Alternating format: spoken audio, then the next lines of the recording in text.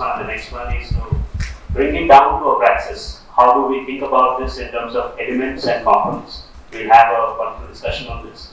And then, of course, how does it boil down to a curriculum, a textbook, a resource, and a teaching experience? All of those, I think, are in store for us. But before Kapilji joins, it might be relevant to actually try and arrive at a definitional clarity of Indian knowledge systems. All of us use this, and we also assume that we are exchanging the same idea when we use this. I found it useful in my interactions to try and bring it down to some kind of normative understanding of what IKS stands for. And this is, of course, my understanding with all its limitations. In fact, inspired by Kapilji, I was hoping he would be here. When he spoke about Indian knowledge systems, he gave a definition about what is Indian, what is knowledge, and what is system. Why are we clubbing these phrases together? And he began with the idea of Indian and Indic. There's a lot of, I'm sure Sir knows, a lot of rumination within the IKS circles about whether it should be Indian, Indic, should it be Indian knowledge systems or traditions. There's a lot of dialogue. But as Kapil Kapoorji often does, he disambiguated this for all of us in very poetic fashion. He said the first idea of Indian is a representation of the sacred geography. And he alluded to Kavya Mimamsa of Rajashekara. And he says, when you think about Bharat, and this, he talks about Bharat in geocultural terms, that's the important element. Said the poet then defined Bharat Varsha as the prince of literature marrying the princess of poetry. The prince of literature marrying the princess of poetry, and together they go on a ride. And as far as they went, it became one land. Now the idea here is that it is through the central metaphysics, which are then expounded through Kavya, through literature, through drama, which bound the entire nation.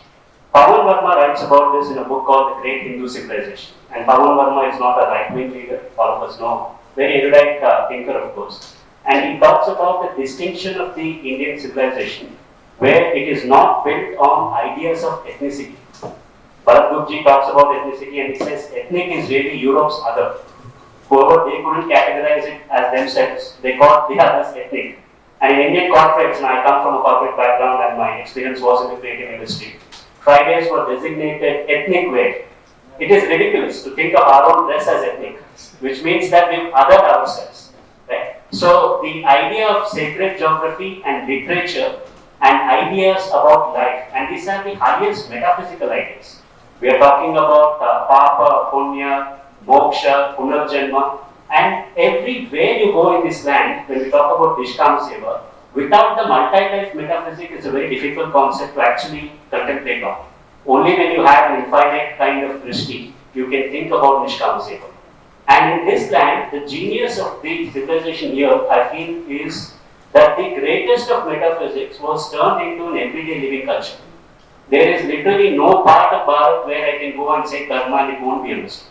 There is literally no part of Bharat where I can go and say seva and it won't be understood. There is literally no part of Bharat where I can say punarjanma and it won't be understood. Across regions, across all lines that you can think of as division, this is a common metaphysics.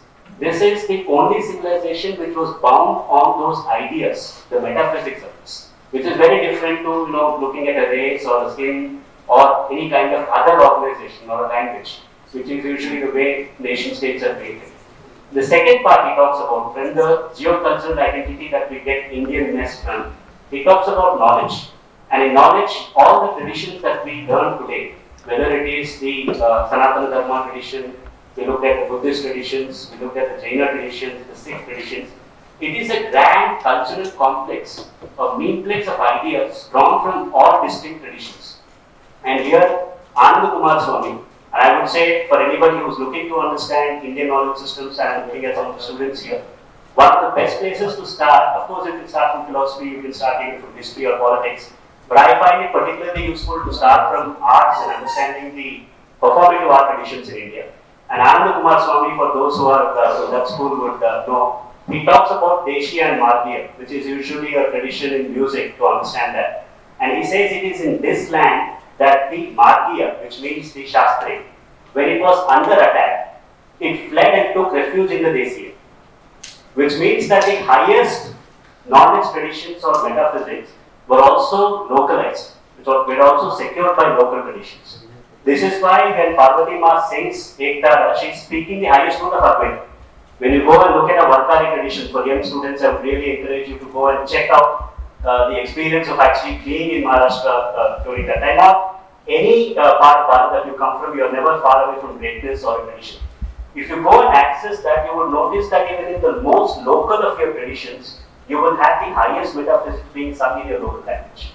This is the genius. So the knowledge comes to us because knowledge is knowledge. It's not Indian or Indic. What is the uniqueness of this claim? Because we are making an exceptionist claim when we say Indian knowledge. It is a claim to exception. And the claim to exception here is that there is a fusion of what anthropology calls the great traditions and small traditions. We don't have that categorization because the discipline itself was created as a colonial advance. We have the Deshi and Margya traditions, and there is an organic fusion of this. So there is a geocultural, sacred geography dimension.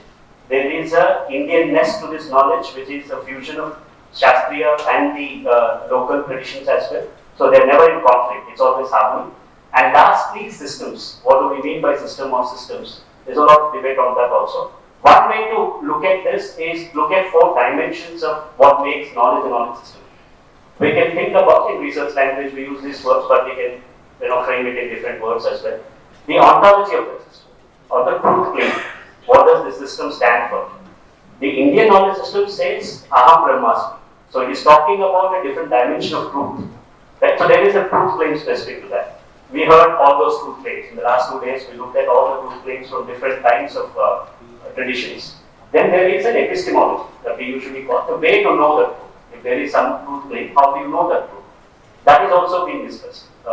Keshe sir in the morning spoke about the meditative traditions in the Buddhist lineage and how they decoded so many dimensions of your mind states. All of that is epistemology. Then there is a distinction that all the speakers so far have brought in. They said there is an axiology or a pursuit of knowledge with certain values. Values are central to the Indian imagination of knowledge and being. And all those values, whether we are calling Nishkam Seva or anything, all of them came. And lastly, praxis. This session is actually a way for us to, how do we internalize and how do we teach? The central problem is that we understand that there is a tradition, we understand there is a great knowledge. But like we discussed yesterday, there are 3 parallel streams that don't seem to be talking to each other today. There is the academic stream, there is the spiritual stream, and there is the social stream. And this conference and whatever I understand of Richard's vision through this project and what's going to happen as research in the next 2 years is to bring this down to one kind of centrality and one kind of coherence. I think this work is beginning to happen, and the next 1 hour is an opportunity to once again think about the models. And we have, it's actually very embarrassing for me to be sitting here with this panel and trying to talk about Indian knowledge systems, but I will try and synthesize all the different opinions that we get from here, because we have representation from social work, we have representation from different traditions of knowledge, and we also have an academic par excellence to actually guide us through this process. I'll begin with Gesheji because I think I'm told that you have a listener. So if you could expand on this concept, you explained the elements to us, you covered the first part, but if you want to just give us some perspective from the Buddhist tradition on the models, how do you actually think that the knowledge that the Buddhist tradition holds can be learned, taught, or can be used as a social model itself? If you could just enlighten us.